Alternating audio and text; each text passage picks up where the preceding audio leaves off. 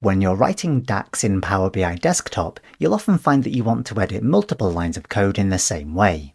So in this example, I'd like to start by adding the word loser to the end of the descriptions on lines 5 through to 8. Rather than editing each line individually, we can activate a cursor on each of the lines we want to edit. So I'll start by clicking just after the word short there at the end of line number 5, and then hold down the Alt key on the keyboard. Wherever I now click with the mouse, it's going to activate a new cursor. Once I've finished activating all the cursors I want, I can let go of the Alt key and then just type in the value I want. So I'm going to type in the word loser. To deactivate all the active cursors, just click anywhere else in the editor and it'll activate a cursor at just that position. I can do the same thing then for the second switch function here. I want to add the word winner to the end of lines 12 through 15. So I'll click at the end of line 12, hold down the Alt key, and then click at each other position I want to activate a cursor.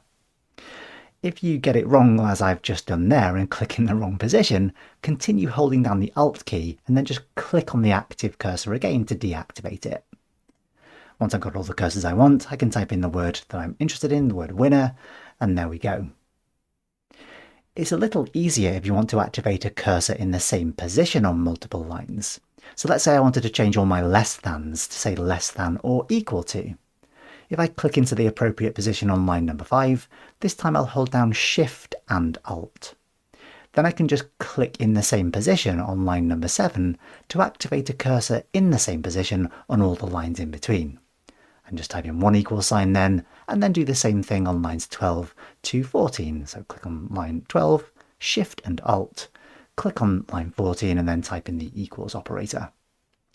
So there we go, a couple of useful keyboard shortcuts to help you quickly edit your DAX code in Power BI Desktop.